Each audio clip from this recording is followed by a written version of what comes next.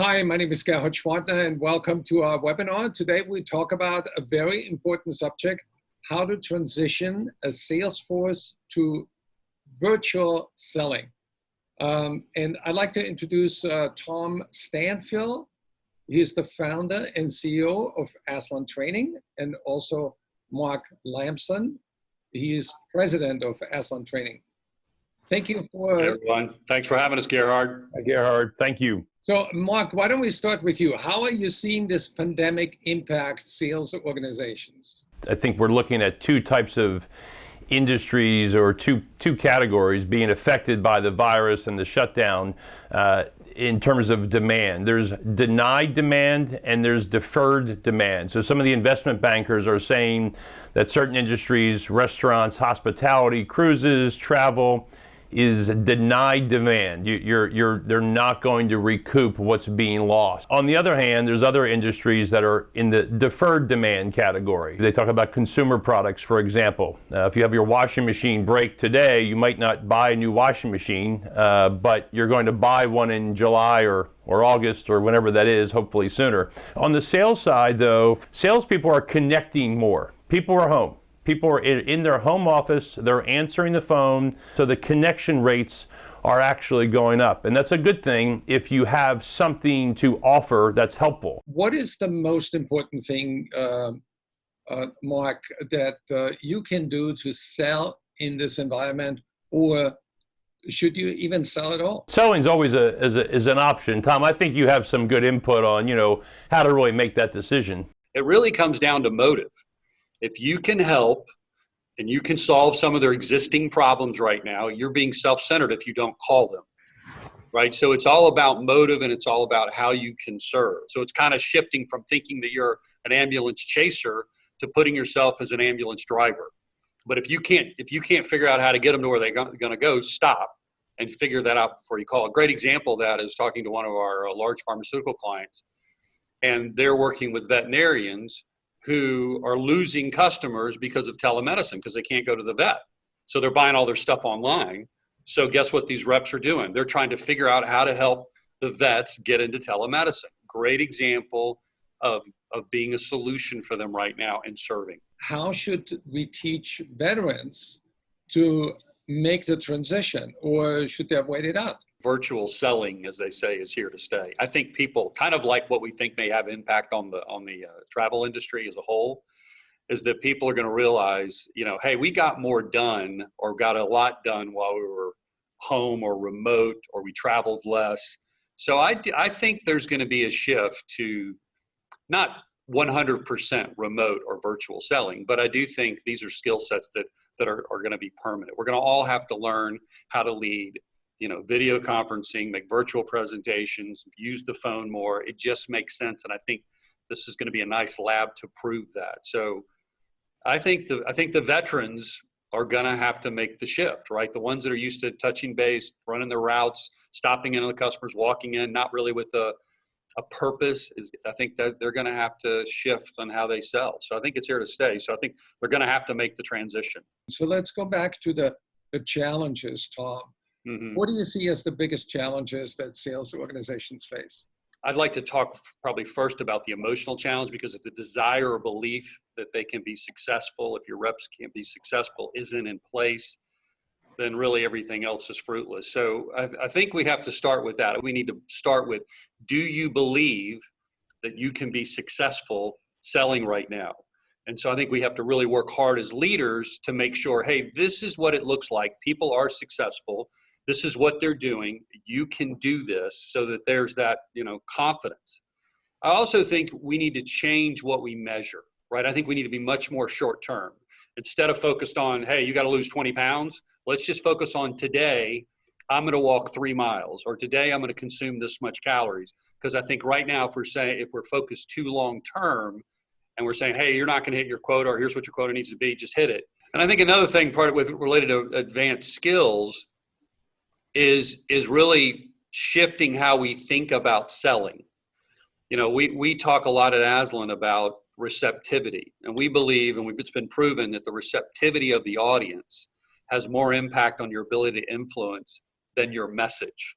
Another way to talk about it, if the soil's not fertile, right? No matter what happens, no matter how the quality of the seed, the plant's not going to grow, right? So the soil's got to be fertile, and you got to have a quality seed. You got a great message, but you also have a receptive audience. And also from a sort of strategy perspective, I would recommend to think about the structure of your offer.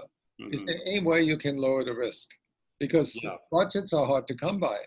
So you need to build in more, massive value into your offer, and maybe better terms.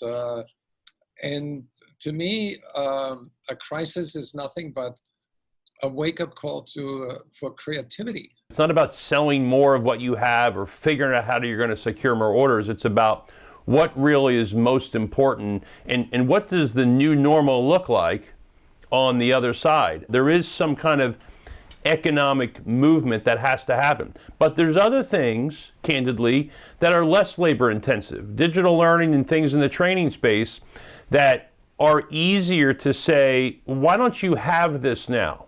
Try this now. I think when we talk about selling virtually, Gerhard, you mentioned this, one of the transitions is how are we structuring the deal, so to speak? And that's very different, and it's got nothing to do with maybe being remote. It's just all about in this crisis that we're in. How does leadership develop and coach their team? The first thing I would like to just talk about context. When you think about what a coach needs to do, right? They need to teach.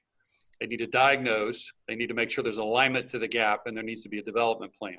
Of those four things, the most difficult to do remotely is to diagnose or observe. So because to diagnose, I have to watch. So I think that's one of the things that I think people struggle with. We talked about our leaders the most is how do I diagnose what's going on? How do I observe the reps? Because if they're not, unless they're doing a virtual meeting like this, and they're presenting something, obviously they can record it. But if they can't ride with the customers unless they're not at home with them. So how do I do that? One of the little tips that we came up with recently is we create a simulation where I was actually coaching one of our reps, where I was the customer, right? They were the sales rep. So we had a role play, and we recorded it on a cell phone, right? So we recorded it on his cell phone, and then we played it back, and then that was the coaching session. He coached himself, he assessed, and we came up with a development plan after that. So I think that's one thing to think about is how do you coach remotely? What do we need to know about the tools to selling virtually? I think it's less about the actual tool, but it's more about just a couple of things from a technology perspective, or at least planning to work over technology. Number one, I don't think people think about their background and what's in the background and is distracting. I have someone that I've talked to a few times. It's very funny. He has a mirror behind him, which is great, except for there's a rest of the house on the mirror, and I see his family running around in the mirror in front of him. Sound is an important piece, and just having a little extra light, not something in your face, not a window sort of at you, but just some good ambient lighting, and check that out.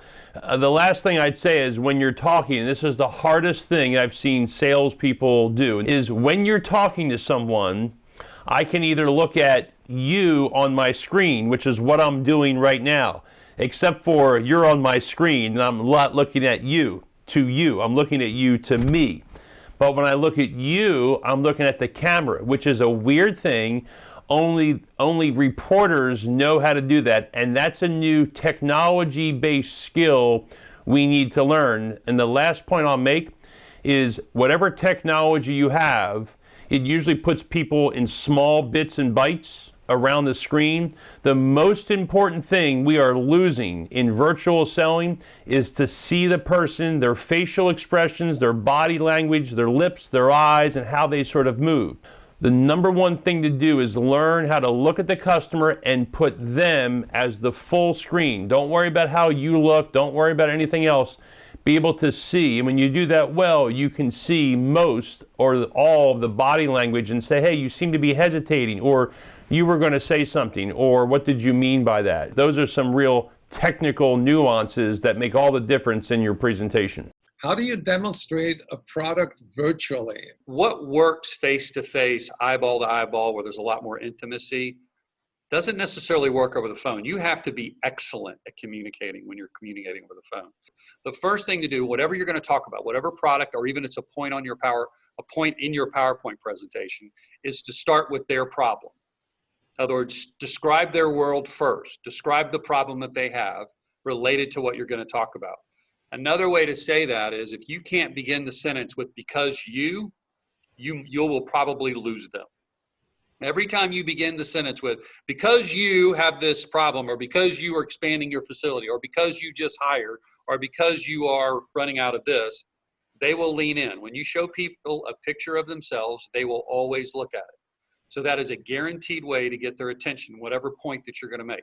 The second thing is, you want to say something disruptive. Share with them about something they don't understand, about the best way to solve that problem. Then the third thing is, you need to focus on, what do you offer related to what you're talking about that no one else offers, whether it's how you offer it or a specific service, feature, benefit that you offer. To get people, that we talk about a formula at Aslan, to get people to act, it's logic plus emotion equals action. So they need to emotionally, and we're all saying the same thing. It's logic plus emotion equals action. Logic's easy, right? You can address the logic. The hard part is the emotion. And so, as Mark mentioned, word pictures are key. If you can come up with an analogy to connect to something that they already know, right, and feel, and then you can then make an analogy of what you're offering, that's the best way to make a connection. We have to get better at verbally communicating I can't touch it, right? I can't see it. I mean, maybe I can see it. I probably can see it because you can show it to them in a virtual meeting, like in the format that we're in now. But I'm going to revisit this idea of word pictures. We have to come up with either stories or word pictures that get the emotional side of the brain to engage. Here's an example of a word picture. The guy happened to be a baseball fan, and he happened to be a Houston Astros fan. So he said, you remember when the Houston Astros were on the front cover of Sports Illustrated in 2014 and they predicted that they would win the World Series? And the guy goes, yeah, he's nodding. So that's a great thing about word pictures. It's like you're telling him a story. He's going, yeah, I remember that. He's interested because it's about him. And he says, and they won the World Series when? He goes, 2017. He said, how? The guy goes, because they brought somebody from outside the industry and got him to look at baseball differently. Bingo. So that's a simple way to answer a really tough question, but everything about what you're selling, the reason that they're going to buy you versus somebody else or invest in something they didn't expect to invest is because they experienced the benefit. In one word, what should sales leaders think about to get through this crisis? If I had to pick one word, I'd say gratitude. When you're worried, when you're concerned about yourself, it's impossible to make the business decisions you need to navigate this. But when you start with gratitude and say, I'm thankful for what I have and I'll do the best with what I can do, it takes all that away and allows you to really put your best foot forward from a leader's perspective. I'm very grateful, Mark, that you are so gracious. And thank you, Tom. We'll share this again, and you can share it with everybody else.